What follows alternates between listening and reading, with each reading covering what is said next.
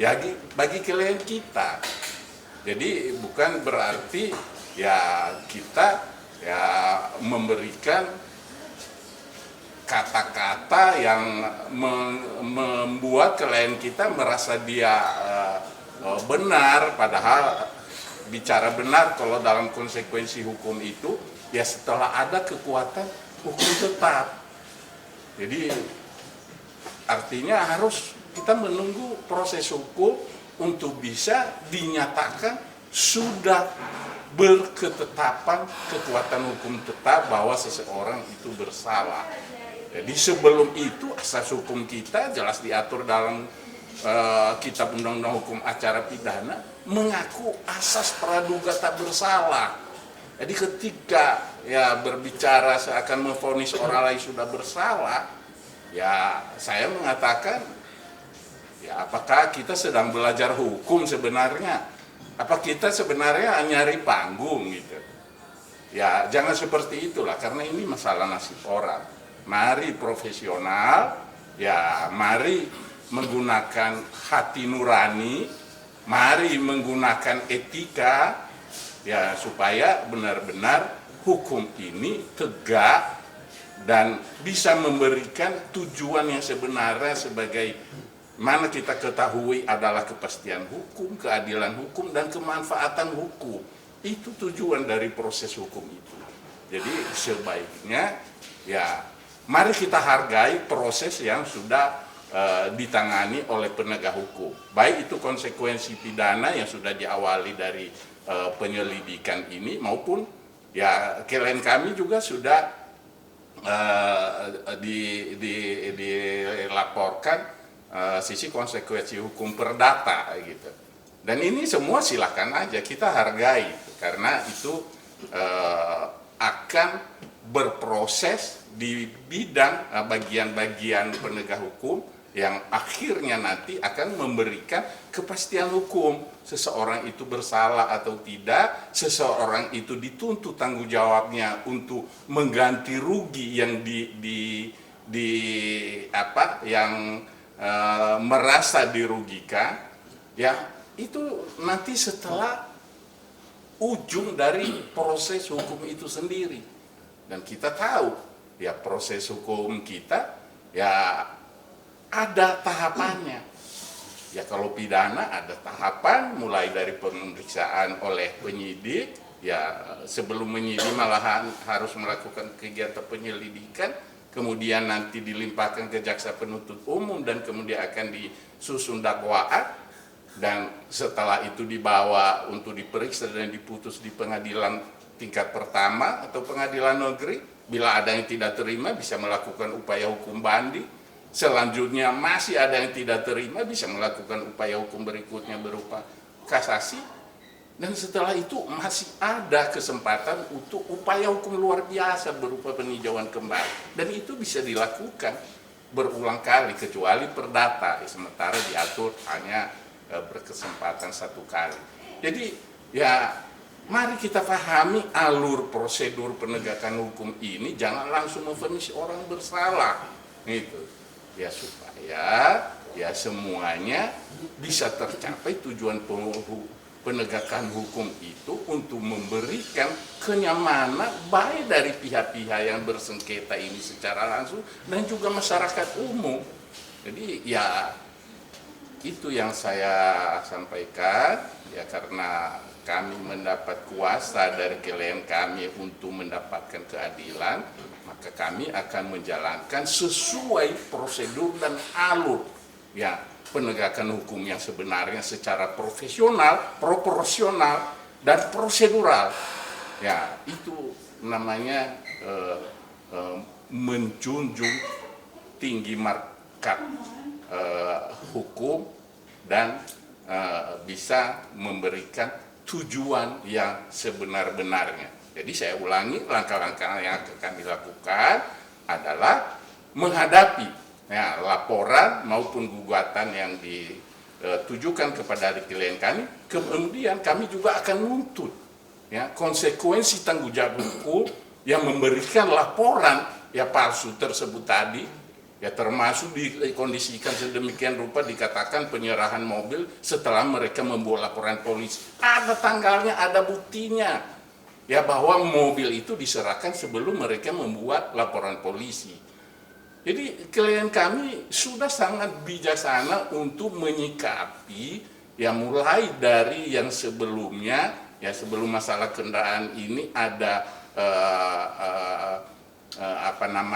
hubungan hukum tujuan pemberangkatan umroh dan dia ya kami katakan tertipu gitu ya, tertipu ya, kemudian ditanggapi dengan sangat bijak untuk hanya meminta kembali uangnya, dan karena yang bersangkutan tidak bisa membayar secara tunai maka dia menjanjikan 1 bulan sementara diberikan kendaraan-kendaraan untuk untuk jaminan lah, atau untuk supaya rekan kami ini juga bukan hanya pribadi dan bukan uang pribadi, ada uang orang lain di situ. Jadi klien kami sudah sangat bijaksana ya, namun di penyampaian media sosial ya dari pihak pelapor ya menurut kami berlebihan dan mengada-ngada, ya silakan. Tetapi ya ingat, ya kita negara hukum dan kita sudah berkecimpung dalam kegiatan hukum ini, maka ya bersiap-siaplah mempertanggungjawabkan apa yang sudah dilakukan, diucapkan, dan dilaporkan. Itu yang bisa saya sampaikan rekan-rekan semua. Terima kasih. Assalamualaikum warahmatullahi wabarakatuh. Mungkin dari Dela sendiri mungkin bisa diberikan keterangan sedikit terkait statement dari. Semuanya sih sudah disampaikan ya oleh pengacaranya kami berdua. Jadi apapun nanti yang menjadi kemudahan kami terkait masalah penipuan dari mulai awal ini kan akalnya dari umroh sampai berentak-berentak ke masalah mobil, itu semuanya sudah kami pasarkan ke beliau. Jadi apapun nanti ya udah nggak ke kita lagi lah gitu. Jadi kalau misalnya mau nanya-nanya soal mau gimana nanti beliau nanti akan mengerti. Mungkin Bang Azad sendiri seperti apa sih Bang menanggapi kasus ini Bang? Kedua belah pihak antara Dela sama ini bisa dikenakan pasal juga nggak sih Bang? Kami sebagai pelaku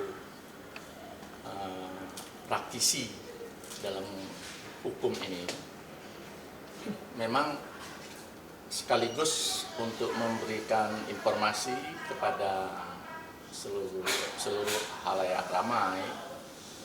Jadi harus kita memberikan statement, itu harus didasari dulu dengan akal sehat kita. Seperti yang dikatakan oleh rekan saya Pak Dr. Yuspan, akhirnya statement yang diberikan itu pasti akan merugikan pihak lain. Makanya ada satu teori mengatakan begini, tidak ada satu perbuatan atau tindakan yang tidak mempunyai dampak terhadap hukum, baik dia hukum pidana maupun hukum perdata. Seperti ini, membuat satu statement yang berlebihan di dunia IT tadi, ya kita sebagai negara yang modern sudah mempunyai undang-undangnya, sehingga nanti kami akan selalu berdiskusi dengan pihak klien tadi Pak Arman maupun Bu Dela. Kalau mungkin mereka juga dari pihak sana juga melakukan pendekatan, atau kalau tidak dari Pak Arman dan Bu Dela meminta kami untuk mengkaji ini untuk kita laporkan ke pihak kepolisian, ya saya kira unsur-unsur dan pasal-pasalnya itu tersedia. Ini yang saya katakan tadi, tidak ada satu perbuatan tindakan yang tidak mempunyai dampak hukum. Nah ini yang mungkin pendapat saya, sekaligus pembelajaran bagi masyarakat. Kalau ingin memberikan satu statement itu ya harus dikonsultasikan dulu. Kalau mempunyai pendamping hukum atau istilahnya pengacara ya dikonsultasikan dulu, atau kalau memang tidak ya dipikirkan dulu Artinya supaya tidak merugikan orang lain. artinya sangat disayangkan dong dengan statement-statement yang artinya tidak tanpa ada pembuktian, tanpa itu langsung mengalir gitu aja. Ya, kalau menurut kami yang memang bergerak di bidang hukum ini ya sangat disayangkan dan kecewa sebetulnya. Karena apa? Ini sudah berdampak, yang dirugikan itu secara keperdataan saja klien kami Pak Arman dan Bu Dela itu sudah merasa dirugikan baik moral maupun nama baik. Pak Jenderal, mungkin ini kan menyangkut juga nih ada rekan sejawat Pak Jenderal juga ya gitu kan yang kemarin yang ngomong, apakah ada rencana mungkin ke depannya untuk bertemu beliau dulu untuk berkomunikasi atau seperti apa? Kami pelajari dengan apa namanya itu press conference ini. Namanya kami pengacara itu dalam kehidupan organisasi lawyer itu tidak ada lawan, tidak ada namanya musuh. Hanya kepentingan berbeda. Hari ini kami mempunyai kepentingan untuk mendampingi Pak Arman dan Bu Dela, rekan saya satu angkatan juga Pak Jenderal Sitohang mempunyai kepentingan dan kewajiban mendampingi klien beliaunya.